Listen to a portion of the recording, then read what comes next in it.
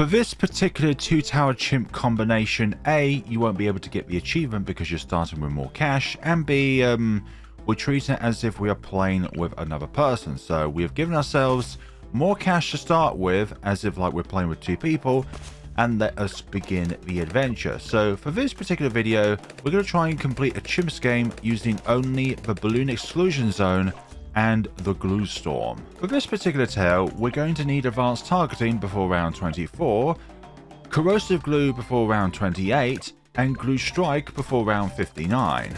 With a faster swivel, you can give your Dartling Gunner a bit of an aneurysm going on here, or at the very least a mild headache. With this particular spot, it requires a little bit of microing in order to ensure that the Dartling Gunner can hit the target at hand, but it ensures that we have the whole entire map as our coverage fire when we go from buckshot to the balloon area denial system and then to Bloon Exclusion Zone. We really need that. The reason why we place the Dartling Gunner in the mouth rather than above the mouth is so that when you go to rounds like round 98, you're still able to hit Moa class balloons and balloons down here, whereas if we place it up here, we'll just be pierce capped with the top section of the mouth.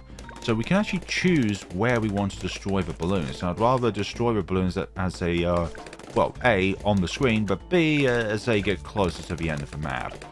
Right, we're going to need to think about our glue gunner now, since it is only parked at a 000, now it's a 210. Bigger globs, very cheap upgrade. Reason why we want glue strike for round 59 is because of camo balloons. Camo balloon dealt with, that's why you need advanced targeting, and also as well for my desires, faster barrel spin as well. Like, these particular crossbars are the only ones in which you can do it with this particular combination with increased starting cash, so that you're able to deal with leads early on, and then also deal with camos early on.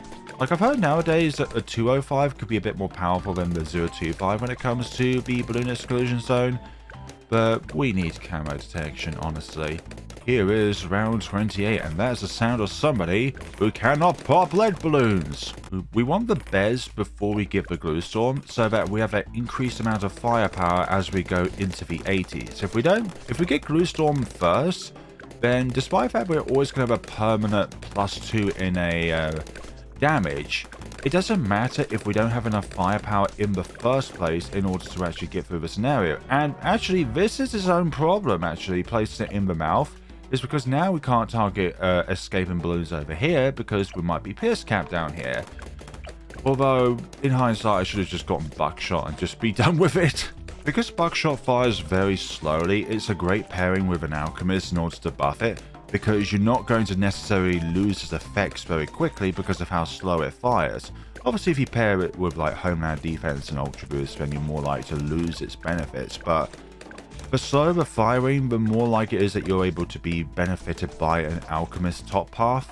Whereas super monkeys and razor rotor helicopters, you barely ever notice a difference if you are trying to be buffed. Can we snipe this round, please? And there we go. Don't want to go through that scenario again.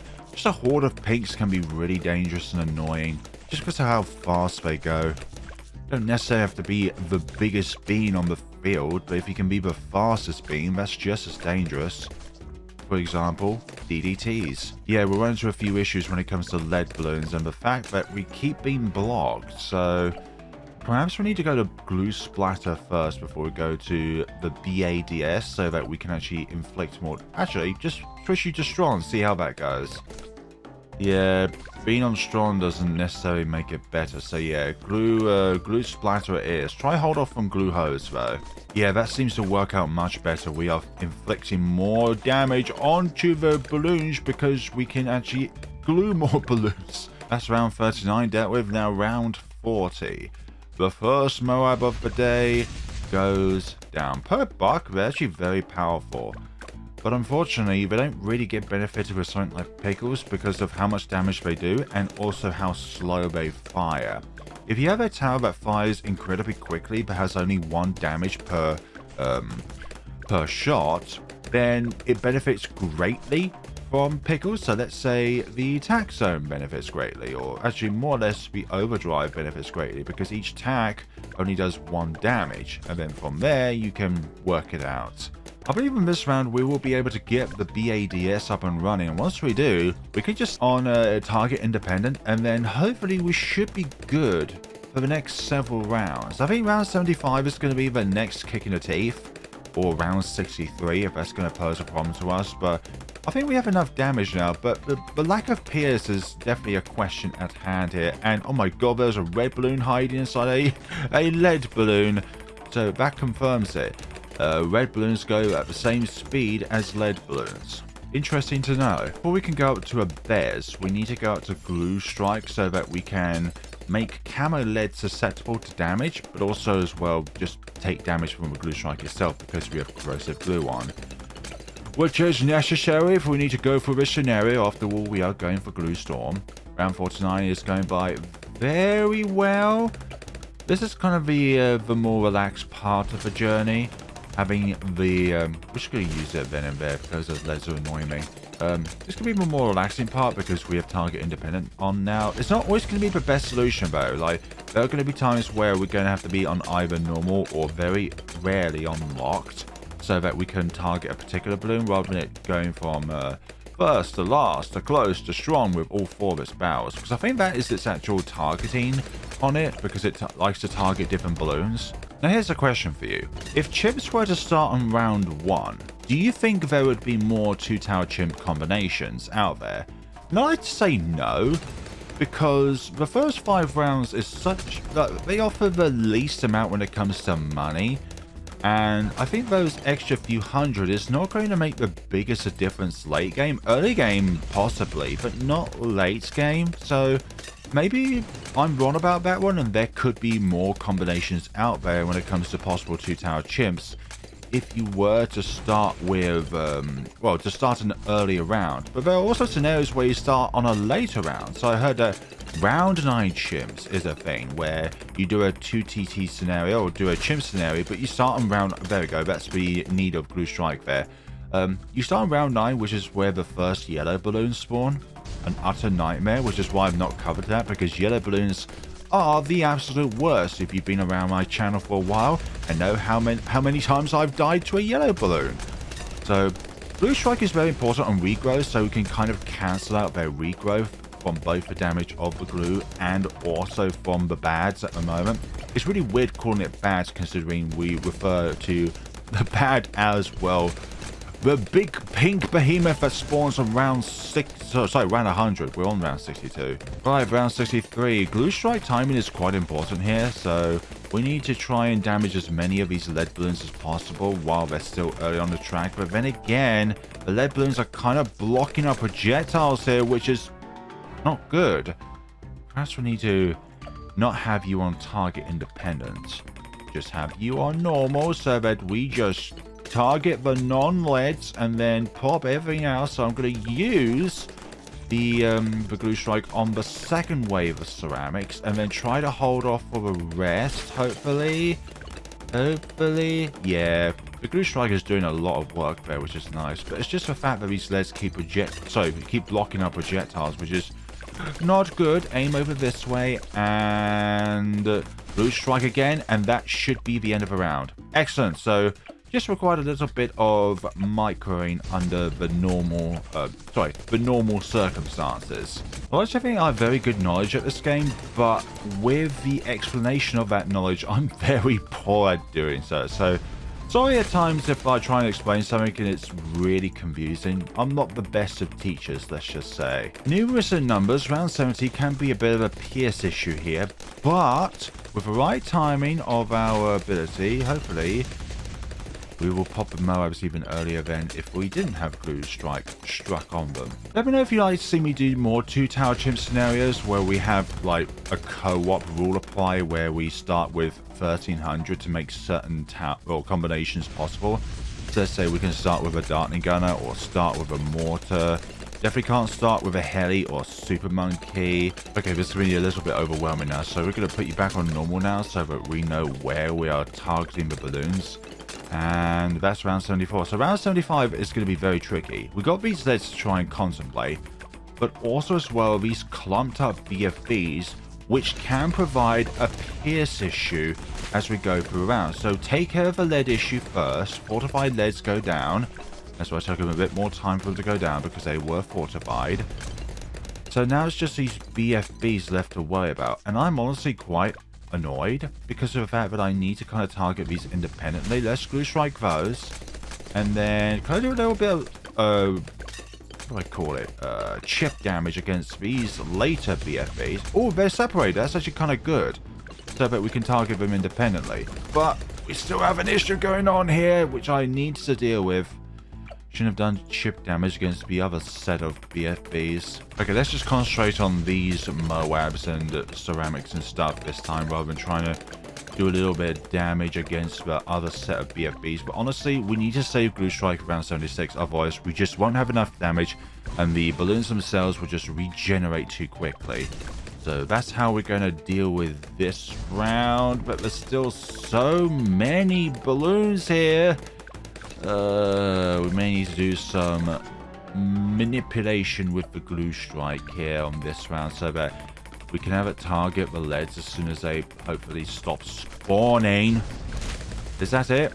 Okay, that's it. That's very good. So let's hope this time we can do this better. But I'm not too sure. And once again, we have a bit of a pierce issue here. Oh, for goodness sakes, honestly. We need this for round 76. That's my issue here. Can we? Okay, that deals with that.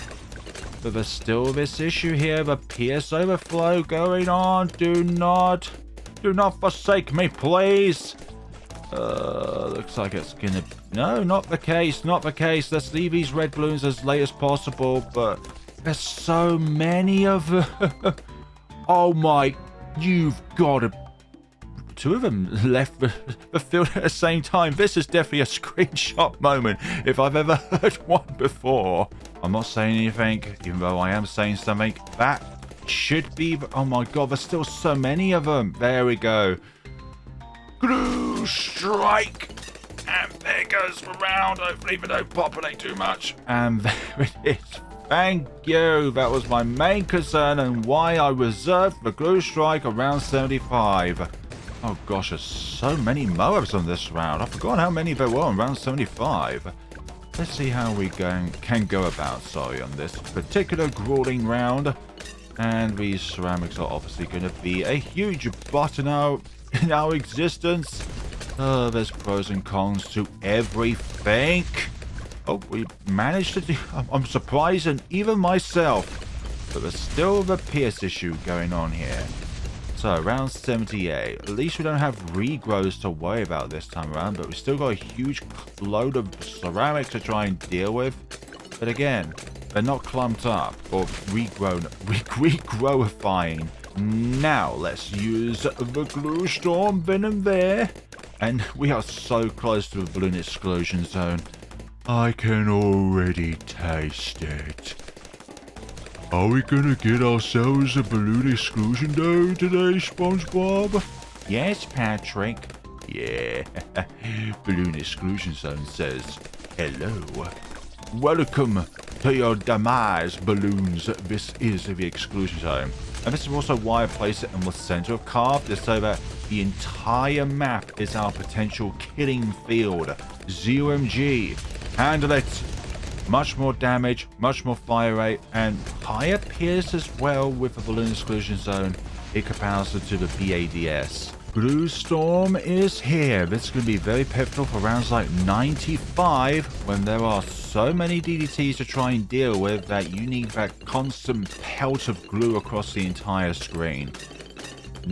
By default, damage to lead balloons, yes, but it also means that while being pelted with Glue Storm, and also as well afterwards, as long as the glue duration lasts from the ability itself, the bears will be able to pop lead balloons. I'd love to be able to do a collab sometime with another content creator, but my only little issue when it comes to collaboration projects and stuff like that is that you're kind of anchored into then doing more collab stuff from there, because of the fact that people love the fact that you do collab stuff and like the additional personality and flavor brought to the environment of the video itself. but you are then kind of needing to do more collabs, because that's what the people will then want after that as well, is even more, and then even more, and then even more, and more, and more, and more. And I get that, but I'd rather not be anchored by that. So that's just why, in essence, I'd rather not do collab stuff, or at the very least do it that frequently, because then I feel like I have an obligation to then do more collabs, but then also collabs with other people depending on what people ask for.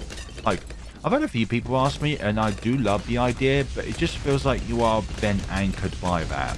Yeah, things are going incredibly well now. Since we've got the Bez and we have Gluestorm now, things are going very well. DDTs don't stand a chance nowadays. Do not stand a chance. It was like when the Bez Perma-Brew combination was possible thanks to a cache bug, but it's either still in the game or it's been patched out, where you can manipulate round 79 so that as long as regrown balloons fully go back to being a rainbow, those regrown balloons now count towards your overall money pool.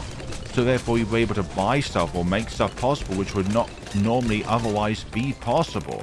Okay, so let us save our Gluestorm for as late as possible so that we can inflict as much damage as we possibly can. But with this Gluestorm at hand, if it runs out, then the DDTs left over, like these ones, will not be able to do damage. So we need to inflict the Gluestorm earlier on in the round, not when I try to wait it out per se, because the beginning and later phase of this round are very detrimental. Oh gosh, did I screw myself?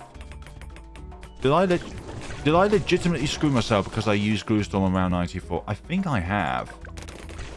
Yeah, I think I legitimately have screwed myself here. Let's go normal for a little bit and just channel down a line here. So hopefully we can get it back before we need to pelt the screen again. Okay, we need to pelt the screen again. We need to pelt the screen again. Will you come back faster? You stupid ability. Come back faster, please. You used to have a much more uptime before you got nerfed. Yay, finally managed to get through that scenario again. And now we're back to this phase again. Very close to the Bez again. We have the Bez again! Congratulations! Mission accomplished! Again. Now let's try and do round 94 without using Gluestorm so that we can then use it for round 95 appropriately. But knowing me and my luck, I might need to use it this round at some point and then forget I need to use it for the next round. Here's your daily dose of fun. Remember, each and every video needs to have some fun involved. Otherwise, it may feel like you're not going to be able to get anywheres when it comes to accomplishing stuff. Let's see, our ability is nearly back up and running, and yep, this is much, much better now.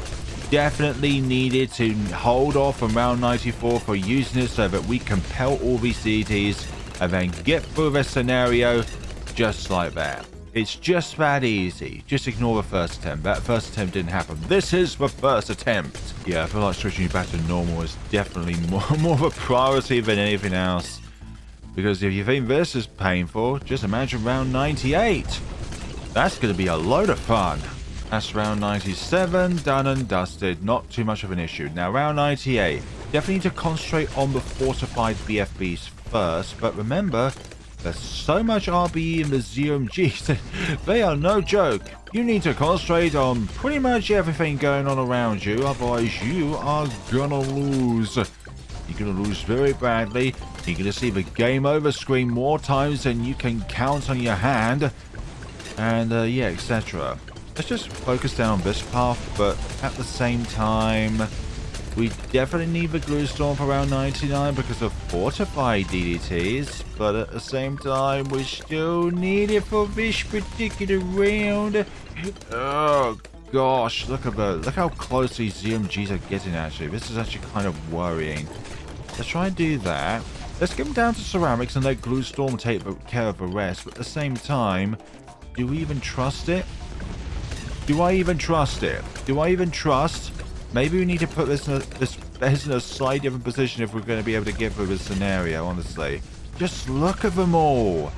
let's try and divide more of them so that it's a bit of a riskier play, but when we go down to Moabs, they're much more manageable to handle because of that we have less ZMGs to try and deal with.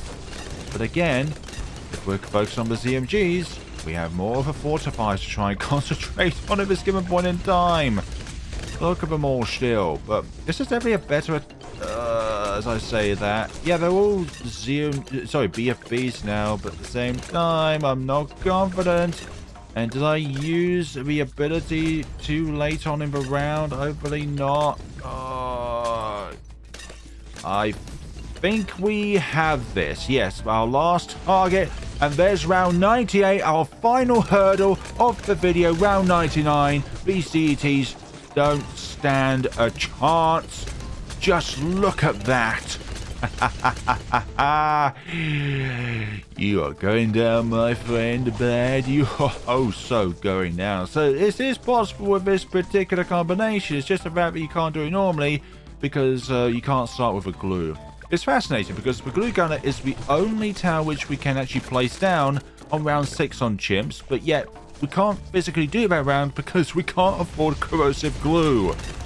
A very unique tower in its own way. So we almost got 2 mega pops, but I think the glue storm was much needed in those rounds where it got an excess number of pops to where, I mean, it might be possible to get 2 mega pops with this thing, but then again, this is a custom challenge scenario, so therefore you wouldn't be able to do that. So the only difference really being is that we started with 1300 cash, but nothing else has been changed here. Default. And there we go, folks. Thank you all so much for watching. Let me know what you thought about this video down in the comment sections below. I'd like to try and do another 2 Tower Chimps scenario where we have more starting cash so we can explore a bit more. Let's try to do one with the biggest one because currently that has 0 official 2 Tower Chimps records because of the fact that it cannot pop either blacks or camos. Those are the 2 biggest weaknesses with this particular tower, and what has both the black property and the camo property? DDTs, that's what it is. If you could say, well, actually the shockwave damage is a normal damage type, well, think to yourself, what kind of damage does the shockwave do? That's right, barely anything, so you can't rely on that for a reliable source of poppage. Okay, I'm not too sure. No, you wouldn't be able to get Homeland Defense and the biggest one. Not really. And if you were to do a 2TC with the biggest one, then you would have to go with, actually that's the wrong tile selected. You have to go with burning stuff so that you can get the bad damage doing, because I've tested it out and rapid reload just does not do enough damage. So you need the burning stuff to do more damage. I tested the biggest one and Ultra Boost. It's that's the closest combo you could possibly get to, but it's still, round 90, first DETs. I wish Ninja Kiwi didn't change its damage type so that it's actually possible, but no, it had to be the case. Thank you all so much for watching and take care of yourselves, everybody.